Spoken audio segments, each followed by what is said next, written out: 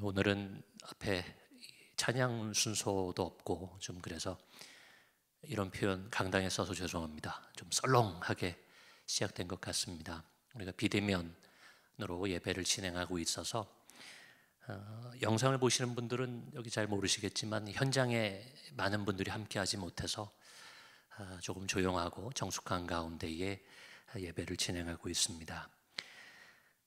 여러분 이름을 알고 계신 분도 계시겠지만 폴 틸리라는 독일의 20세기 신학자가 있습니다. 그 신학자에 대해서는 신학계에서는 여러 가지 평가가 엇갈리기도 하지만 적어도 오늘날까지도 그 신학자 틸리라는 신학자의 여러 신학적 이론들이 많은 영향을 우리 기독교계에 주고 있다는 것은 부인할 수 없다고 평가받는 그런 신학자입니다.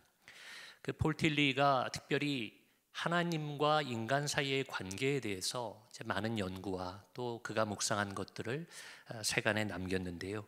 그런 특별히 하나님과의 관계에 있어서 인간의 존재에 대해서 이렇게 정의를 합니다. 인간의 존재는 하나님께 대한 질문 그 자체다라는 말을 남겼습니다.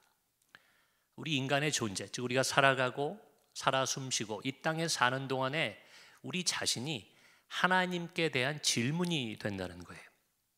벌써 눈치 빠르신 분들은 아실 것 같아요. 우리가 질문이 된다면, 우리의 존재가 우리의 삶이 하나님 앞에 질문이 된다면 그 질문에 대한 대답은 무엇이 되겠습니까? 그렇죠? 하나님께서, 하나님의 존재가 우리 인간들에 대한 해답, 인생의 정답이 되신다. 이제 그런 이야기를 이 폴 틸리라는 신학자가 남겼습니다. 그는 그 당시에 19세기 말 20세기 초에 유럽의 복음주의 신학자들이 보통 입을 모아 얘기하던 하나님과 인간의 관계의 주도권은 철저하게 하나님께 있으며 모든 것은 하나님으로부터 인간에게 주어지는 것이기 때문에 하나님의 계시가 절대적이다. 이런 분위기가 있던 신학계에 좀 신선한 충격을 주게 되는 이야기를 남긴 것입니다. 즉 우리가 답을 하나님 앞에 감히 내놓을 수는 없지만 우리가 질문하고 하나님은 대답하는 형식으로 하나님과 인간의 관계가 형성된다. 이렇게 이야기한 거예요. 그래서 복음주의 신학자들은 이러한 입장이 너무 인간의 권한을 강조하고 하나님의 은혜를 약화시켰다 해서 그를 종교 철학자로 좀 비난하고 비판하는 모습들도 있었습니다. 저는 이분의 폴 틸리라는 신학자의 신학을 이 자리에서 변호하고자 하는 것은 아니고요.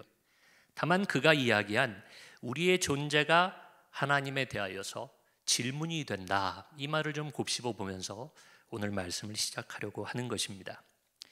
여러분, 하나님의 계시는 물론 하나님께서 우리에게 주시는 겁니다. 우리가 조른다고 받을 수 있는 것도 아니고 인간이 노력하고 탐구한다고 하나님의 뜻과 하나님에 대해서 알아낼 수 있는 것이 아닙니다. 하나님과 우리 사이에는 질적인 길고도 멀고도 큰 간극이 존재하고 있기 때문에 우리는 하나님께 다가갈 수 없는 그런 존재라는 것입니다. 하나님의 계시는 언제나 위로부터 아래로 하나님으로부터 우리 인간에게로 일방적으로 주어지지만 그러나 이 틸리 이야기가 아니더라도 우리가 한번 생각해 볼 것은 하나님의 계시는 언제나 인간의 실존 안에 주어진다는 거예요. 좀 어렵습니다. 실존이란 말이. 좀 더 쉬운 말로 바꾸면 우리의 현실 속에 하나님의 계시, 그것이 기도의 응답이든 하나님의 뜻이든 말씀의 깨달음이든 무엇이든지 간에 하나님에 대한 것은 우리의 현실 속에 주어진다는 그런 이야기입니다. 이런 의미에서 틸리가 말한 하나님과 우리 인간의 관계를 질문과 응답 혹은 우리의 상황과 하나님의 계시 이런 관계 속에서 보는 것도 신앙의 실제적인 삶에 좀 유익하지 않을까 저는 생각을 합니다. 여러분 복음서에 여러 군데에 나와요. 마태복음 9장 12절에도 나오고 누가복음 5장 31절에도 나오지만 저는 오늘 비슷한 말씀이지만 마가복음 2장 17절의 말씀을 한번 읽어드리겠습니다. 마가복음 2장 17절 말씀을 제가 한번 읽겠습니다. 건강한 자에게는 의사가 쓸데없고 병든 자에게라야 쓸데있느니라. 나는 의인을 부르러 온 것이 아니요 죄인을 부르러 왔노라 하시니라. 잘 알고 계신 말씀이죠. 예수님께서 죄인을 위해 이 땅에 오셨다. 나는 죄인을 구원하기 위해 이 땅에 온 구세주 메시아다라는 것을 당시의 사람들에게 말씀하시면서 비유하시기를 건강한 자에게는 의사가 필요 없다라는 거예요. 병자여야지, 병든 자여야지만 그가 의사를 필요로 하기 때문에 나는 의인을 위해서 온 것이 아니라 죄인을 위해서. 구분하자는 얘기가 아니신 건 잘 아시죠? 이 땅에는 죄인이 있고 의인이 있는데 예수님이 그 중에서 골라가지고 좀 차별해가지고 죄인들만을 위해서 이 땅에 오셨다는 뜻이 아닙니다. 모두가 다 죄인이지만 내가 죄인이라는 것을 자각하고 있는 사람과 그렇지 않은 사람, 내가 의롭고 나는 죄가 없다라고 교만하게 살아가는 사람, 이렇게 나누어서 그 가운데 죄인임을 고백하고 회개하고자 하는 이들을 위해서 내가 왔다. 예수님 그렇게 말씀하신 거예요. 여러분, 우리의 실존, 우리의 현실이 내가 나를 죄인이라고 생각하면요, 자연히 따라오는 것이 있습니다. 그건 죄책이에요. 죄책감이라고 우리가 보통 얘기하죠. 죄의식과 죄책감을 가진 사람은 그 죄의 문제를 해결하고자 합니다. 폴 틸리의 방식으로 이야기한다면 내가 죄인이라는 자각이 있는 사람은 죄에 대한 질문을 하게 돼요. 그 질문은 어떻게 하면 내 죄를 해결할 수 있을까? 어떻게 하면 내 죄를 용서받을 수 있을까라는 질문으로 이어지게 됩니다. 그러한 질문과 자기 안에 내적 갈등을 가지고 있는 사람은 여러분 예수님을 만났을 때, 예수 그리스도를 만났을 때 죄의 문제를 해결받을 수 있는 길이 열리게 된다는 것입니다. 비유하자면 예수님도 의사 비유를 드셨으니까 내 몸이 이상하다 느끼지 않으면, 아프다 느끼지 않으면 여러분 병원을 잘 가지 않습니다.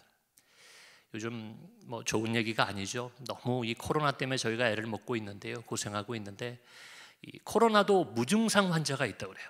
그게 무섭다는 거예요. 증상이 있는 환자, 열이 나고 몸이 안 좋으면 요즘은 어디를 가나 그렇게 온도계를 들이대는지 모르겠어요. 가게를 하나 들어가도 그렇고 어디 은행을 들어가려고도 마찬가지고요. 자동으로 되어 있는 것 혹은 손으로 하는 것 뭐 가리지 않고 매일매일 하루에도 수십 번 온도 체크를 하는 날도 있습니다. 자, 그런데 몸이 안 좋아서 코로나에 걸려서 열이 나면 다행이라는 거예요. 빨리 알 수 있으니까. 그래서 뭐 격리를 하든 아니면 치료를 해서 더 이상 전염되는 것을 막을 수 있습니다. 근데 요 사이 문제가 되는 것은 무증상 환자들이 있다는 거예요. 열도 안 납니다. 아무 문제가 없어요. 그 사람들이 코로나에 걸린 걸 모르고 막 돌아다니는 거예요. 그때 문제가 생긴다는 겁니다. 내 몸에 증상이 있고 병에 대한 자각이 있을 때에야 의사를 찾아가서 그 다음엔 어떤 게 주어지죠? 진료와 치료가 주어질 수 있는 겁니다. 여러분, 우리의 삶에 질문이 있지 않으면 하나님의 응답을 받을 수 없다라고 이야기했던 이 틸리의 이야기가 어떤 면에서는 또 우리 삶에 적용되고 일리가 있는 이야기가 아닐까 싶습니다. 실제로도 그렇습니다. 성경에 보시면 많은 인물들이 나오잖아요. 성경에 기록된 인물들은 의인이든 악인이든 모두 다 하나님과 관계를 맺었습니다. 하나님을 만나고 예수님을 만난 사람들이 성경에 기록되어 있습니다. 근데 여러분, 그 모든 만남은 그 성경 속 인물들 각 사람들의 상황, 즉 그들의 현실 속에서 그 만남이 이루어졌던 것을 우리는 봐서 읽을 수 있습니다. 여러 예를 들 수 있겠지만 저는 오늘 요한복음 4장에 나오는 예수님을 만난 사마리아 여인 이야기를 좀 잠시 나눌까 합니다. 여러분, 요한복음 4장에 나오는 여인의 이야기 잘 아시죠? 잘 아셔도 제가 또 너무 짧게 끝내면 안 되니까 짧게 또 이야기를 좀 드릴게요. 이 요한복음 4장에는 한 여인이 나오는데 예수님께서 이 여인을 만나는 그 과정이 4장 1절부터 잘 기록되어 있어요. 예수님의 제자들이 좀 많아졌나 봐요. 4장에 이르러서 제자들이 많아지고 또 예수님과 예수님의 제자들이 세례를 베푸는데 그때 세례받은 사람들의 숫자가 세례 요한이 세례를 준 숫자보다 많았다고 합니다. 세례 요한도 우리가 잘 알고 있다시피 그 바리새인들의 모함을 받아서 그가 감옥에 갇히고 사형을 당하게 되죠. 자, 그런데 예수님도 그렇게 영향력을 세례 요한보다 더 미치게 되니까 바리새인들이 예수님을 잡으려고 했던 것 같아요.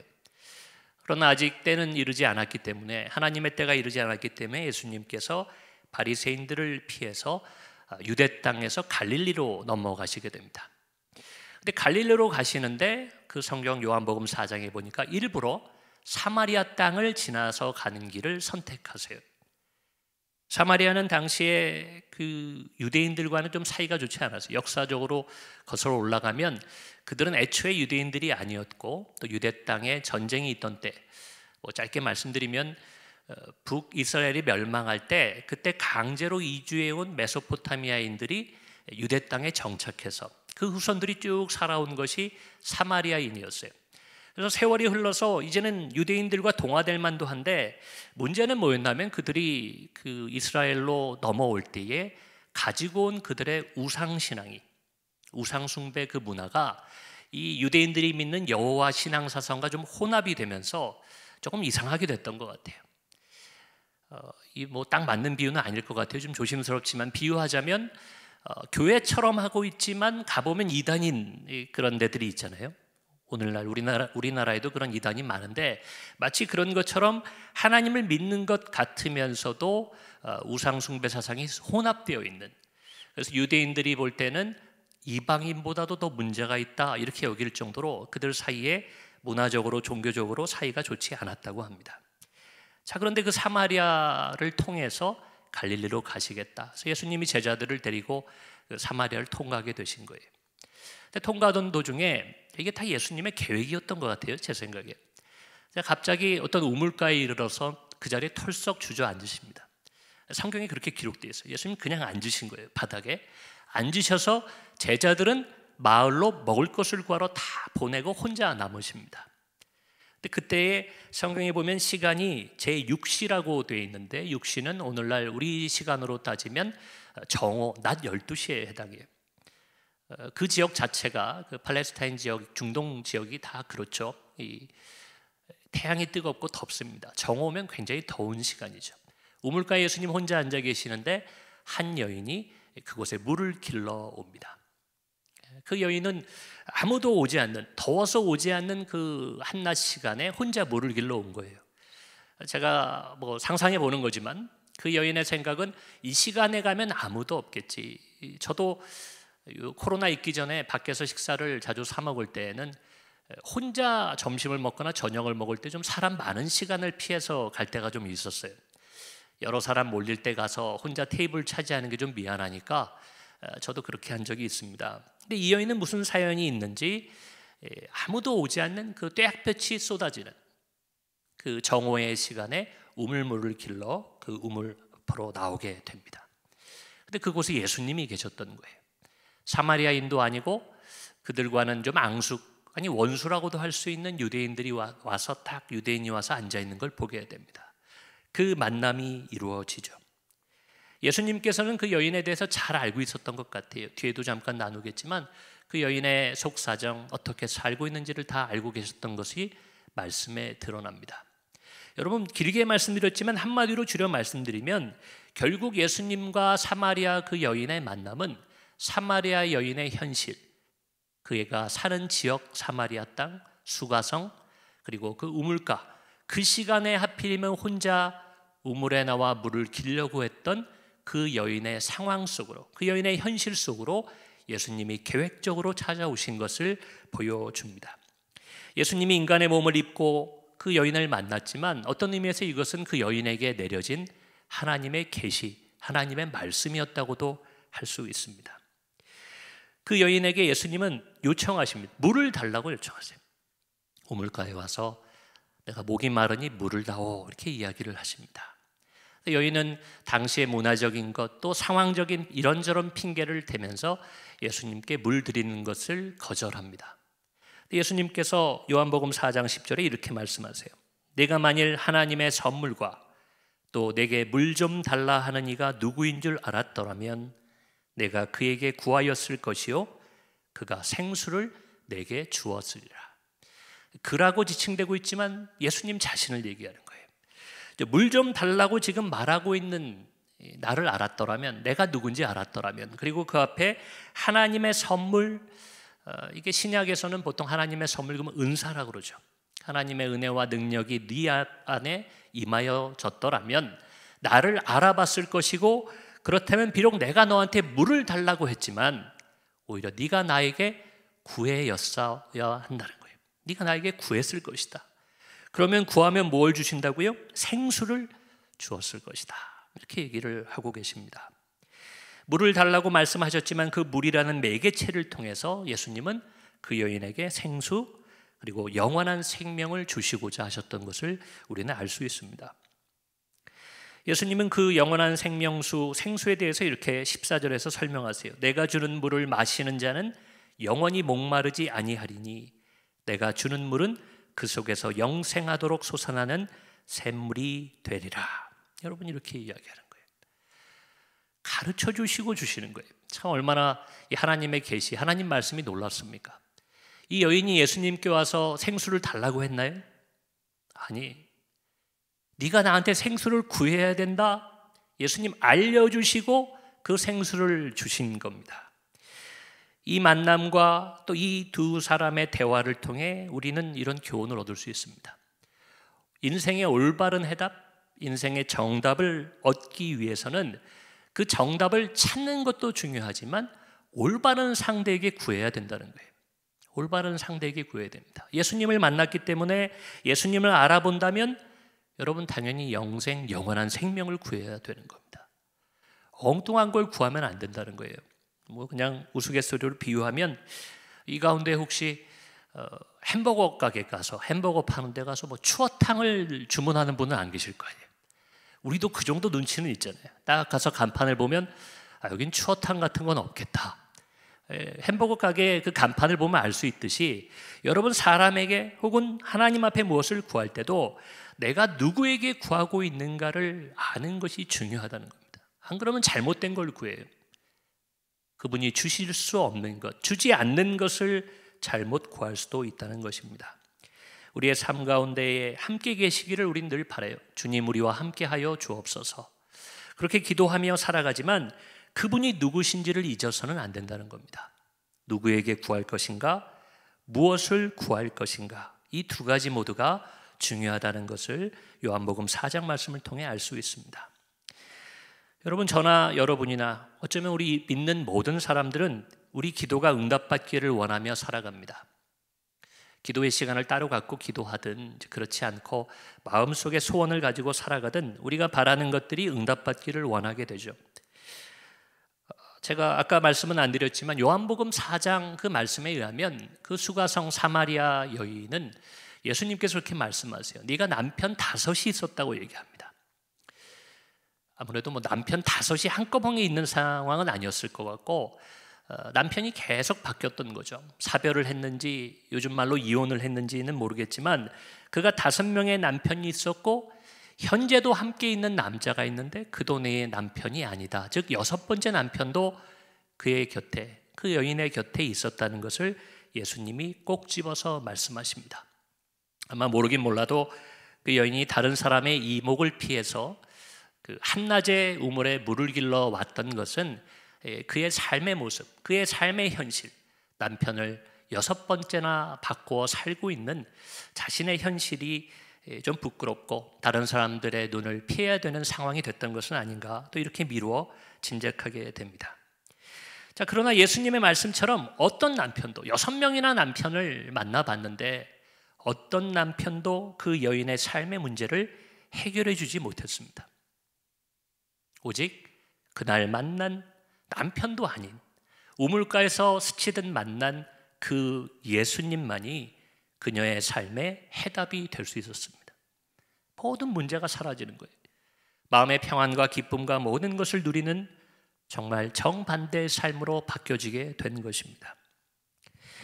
우리 스스로 한번 질문해 보았으면 좋겠습니다. 저와 여러분 또 이 영상으로 예배 함께 하시는 모든 분들 제가 한번 이런 질문을 드리고 싶은 거예요. 우리는 신앙생활을 하면서 정말 영원히 목마르지 아니할 그런 생수를 구하고 있습니까? 구하고 바라는 것을 만약에 그 아까 말씀드린 신학자의 표현으로 빌자면 우리의 삶의 모습이 하나님 앞에 올바른 질문이 되는 삶, 우리의 삶의 모습이 우리가 구하는 것, 바라는 것, 찾는 것, 원하는 것이 하나님께서 주실 수 있는 것들과 관련되어 있는가? 이 질문을 드리고 싶습니다. 혹시라도 그래서는 안 되겠지만 우리가 이 땅에서 구하고 있는 것이 여러분 비유하자면 그 여인의 7번째 남편을 우리가 구하고 바라는 것은 아닌가? 저는 이런 이야기를 좀 드리고 싶어요. 그 여인이 만약에 지금도 불행하고 지금도 어렵다면 그 여섯 번째 남편도 아니구나, 그리고 일곱 번째 남편을 찾아 나설 수 있잖아요. 우리가 늘 이 땅의 삶 속에 목마르고 불안하고 초조하고 만족감이 없는 것은 우리의 갈증을 영원히 해결해 줄 수 있는 그것을 구하는 것이 아니라 헛된 것, 마치 계속해서 남편을 바꾸어 자신의 삶의 방향을 잘못된 방향으로 끌고 갔던 그 여인의 과거의 삶처럼 살고 있는 것은 아닌가, 이런 질문을 드리는 것입니다. 그 사마리아 수가성 여인의 남편이 상징하는 것은 오늘날 우리의 삶에 있어서 우리 몸의 건강일 수도 있습니다. 사업의 성공일 수도 있어요. 취업, 출세, 부동산, 주식, 뭐가 될지 모르겠습니다. 우리도 그 수가성 여인처럼 이것만 있으면 내 삶이 바뀔 수 있겠다 생각하고 기대하는 것들, 바라는 것들이 어떤 것일지 모르지만 아마 있을 겁니다. 물론 이러한 현실적인 문제들은 우리가 주님을 만나는 소중한 상황과 배경이 되어줄 수 있습니다. 저는 그런 분들을 기도원 사역함에 많이 봅니다. 몸의 병이 나음으로 하나님을 만나는 분들, 어려워진 사업 때문에 기도하다가 주님을 영접하게 되신 분들도 있습니다. 여러분, 몸의 병이 낫고 무너진 사업이 일어나고 현실의 문제가 해결되고 간절히 바라던 소원이 이루어지는 것, 그러나 그 자체가 우리 인생의 해답은 아닐 수 있다는 거예요. 그러한 경험과 그러한 과정을 통해서 생명 되신 예수 그리스도를 그 수가성 여인이 그러했던 것처럼 그 예수님을 만나고 영접하는 것이 우리 인생의 해답이 되어야 될 것입니다. 비슷한 것 같지만 여러분, 헷갈리시면 안 된다는 거예요. 혼동하시면 안 된다는 거예요. 내가 병이 나았을 때 주님 나를 고쳐주셨습니다. 내 어려움 속에서 저를 건져주셨을 때 내가 주님을 만났습니다. 여러분, 맞는 것도 같지만 그걸 명확하게 구별할 수 있어야 돼요. 예수님 만난 게 더 중요했던 건지, 내가 어려움에서 건져진 게 더 중요했던 건지, 그것을 헷갈리게 되면요, 여러분, 인생의 해답을 얻지 못하고 계속해서 목마른 삶을 이 땅에서 살아가게 된다는 것입니다.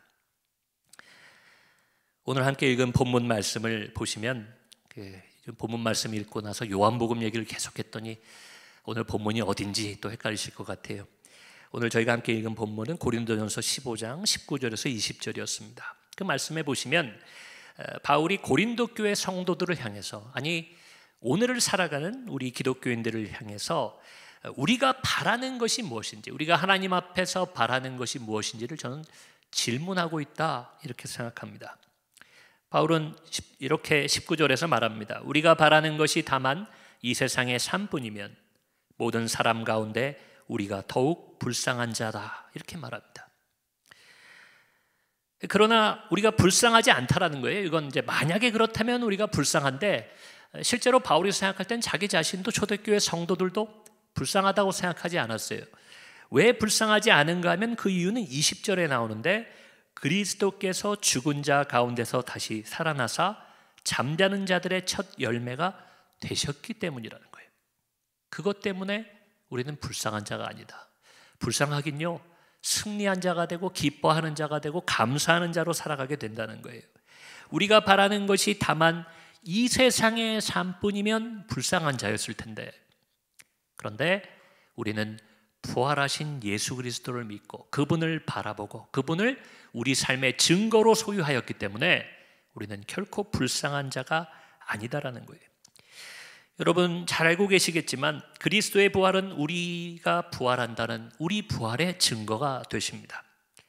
우리 삶이 이 땅에 매인 것이 아니라 영원을 향해 열려 있습니다. 영원한 생명을 소유한다는 것, 이번 달 주제가 우리가 영원이잖아요. 그 영원을 향해 이 땅에 살아가지만 우리의 삶이 열려 있다, 그것을 바라볼 수 있다는 것을 가르쳐주는 중요한 증거가 바로 예수 그리스도의 부활이라는 거예요. 주님의 부활 혹은 영원한 생명을 바라볼 때 여러분 비로소 우리의 이 현실의 삶, 때로는 지옥 같기도 하고 때로는 너무 고되기도 하지만 이 현실의 삶이 하나님의 나라로 변화된다는 것을 믿으시길 바랍니다. 조금 글쎄요, 재밌다고 표현해도 될지 모르겠습니다. 근데 바울의 말에 이런 부분이 좀 저는 마음에 걸려요. 뭐라고 얘기하나 하면 19절에 우리가 바라는 것이 다만 이 세상의 삶뿐이면 모든 사람 가운데 우리가 더욱 불쌍한 자다 이렇게 얘기했잖아요. 아니 부활이 없다고 한다 해도, 영원한 생명이 없다고 한다고 해도 그럼 세상 사람들하고 똑같이 왜 우리가 더 불쌍합니까? 왜 더 불쌍하다고 그랬을까요? 똑같으면 똑같았지. 여러분, 그것을 이해하기 위해서는 바울과 또 초대교회 교인들이 살고 있던 그 당시의 상황을 좀 보아야 합니다. 바울과 초대교회 성도들은 그 당시에 그 땅의 세상의 좋은 것들을 영원한 생명을 위해 버린 사람들이었어요. 영원한 것을 위해 이 땅의 것들을 버릴 수밖에 없는 상황 속에 살고 있던 것이 바울과 초대교회 성도들의 삶이었다는 겁니다. 물론 두 가지를 다 할 수 있으면 좋아요. 우리 아이들도, 저희 집 애들이 제가 오랜만에 또 중앙교회 강단에서 말씀을 전하니까 우리 아이들 근황도 좀 전하겠습니다. 저희 아이들이 이제 초등학교 2학년을 거의 마쳐가고 우리 쌍둥이들이 이제 3학년이 곧 됩니다. 근데 그 아이들이 아직도 철이 없어요. 아직도 어려요. 그래서 가끔 제가 선택지를 주고 자, 이 둘 중에 뭘 가질래? 하고 물어보면 아직도 어려서 그런지 항상 하는 말이 둘 다 가지면 안 돼요. 이렇게 물어봐요. 아이들 욕심 많잖아요. 아이들이. 두 개 다를 가지면 안 되냐 물습니다. 그러면 제가 어떻게 하겠습니까? 아이들이 원하는 게 아직까지는 큰 게 아니어서 제가 두 가지를 다 주는 경우도 있습니다. 그래? 그러면 두 개 다 가져. 두 개 다 사줄게 할 때도 있습니다. 우리 인생도 그럴 수 있으면 참 좋겠어요. 바라건대 그러한 삶을 사시기를 주님의 이름으로 축원합니다. 하나님의 것, 영원한 것도 여러분 다 가지시고 이 세상의 것, 땅의 것도 다 가지실 수 있으면 좋겠어요. 그럴 수 없습니다 말씀드리는 거 아니에요. 그렇게 가질 수 있습니다. 가질 수 있습니다. 그러나 적어도 바울과 초대교회 성도들은 그럴 수 없는 상황이 있었다는 거예요.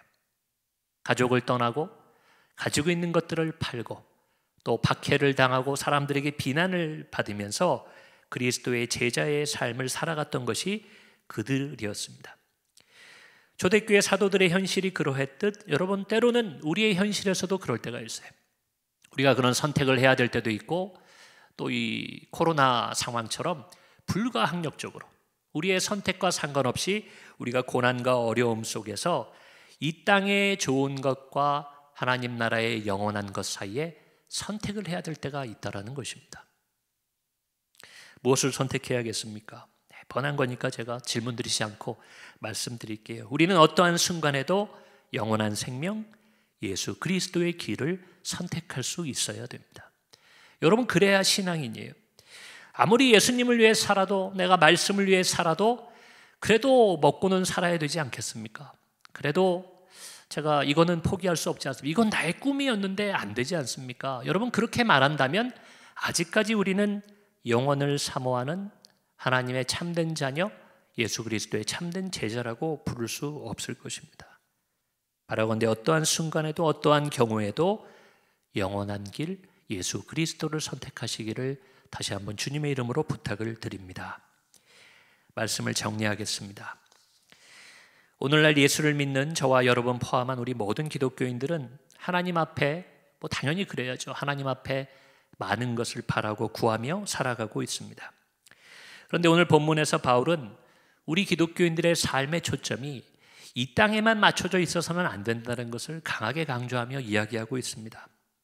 마치 비유하자면 고개를 들어 이 땅을 바라보고 있던 눈에 고개를 들어서 부활하신 주님을 바라볼 것을, 영원한 생명을 바라볼 것을, 이미 우리에게 선물로 주신 영원한 하나님의 나라를 붙잡을 것을 우리에게 가르쳐주고 있습니다.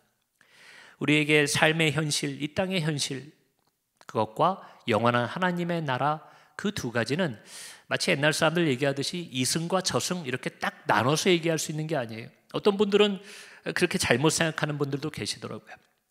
죽기 전까지는 이승을 살고 죽은 다음에 저승을 사는 것처럼 이 땅에서는 이 땅의 성공을 위해 살고 죽은 다음에 하나님 나라를 들어간다, 이렇게 잘못하시는 분들이 계십니다. 물론 죽은 후에 또 재림하신 예수님과 함께 우리가 부활하여서 영원한 나라에 들어가 사는 것, 천국에 들어가는 것은 맞습니다.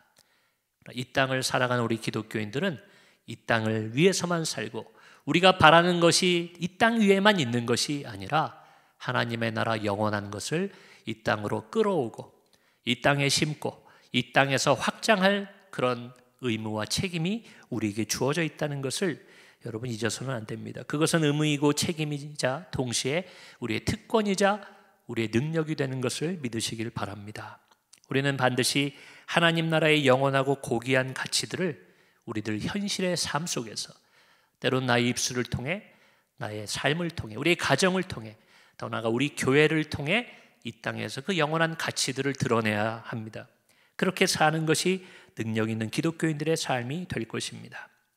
죽으시고 부활하신 예수 그리스도를 믿음으로 영원한 하나님의 나라를 소유한 그 당시에 바울과 초대교회 성도들은 그 영원한 가치를 위해 그 영원하고 고귀한 것들을 위해 이 땅의 모든 것들 심지어 자신들의 목숨마저도 바울의 표현을 빌면 배설물처럼 여기며 다 버렸던 것을 우리는 기억해야만 합니다.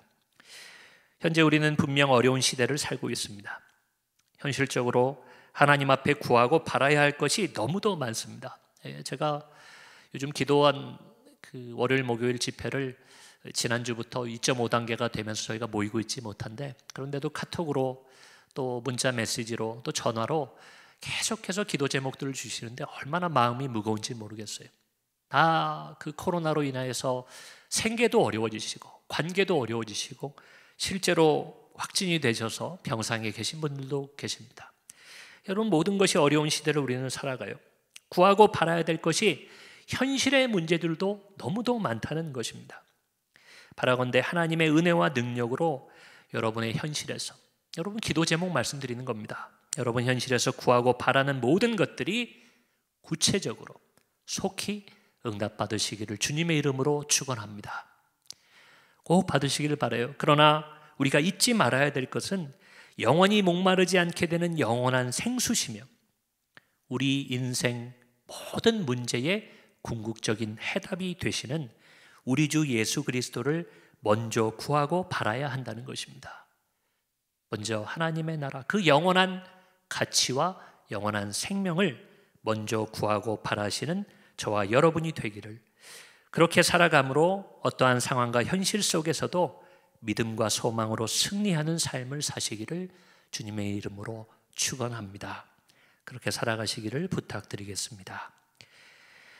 이 시간 우리 함께 나눈 말씀 생각하시면서 기도하실 텐데 이런 제목을 드릴게요. 이 세상 무엇보다 귀하신 영원한 생명 되신 우리 예수 그리스도를, 우리 또 마침 대림절 기간 의미 있게 주님 묵상하며 보내고 있는데요.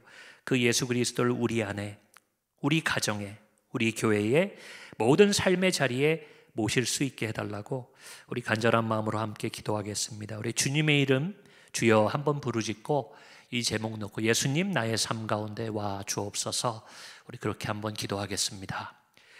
주여.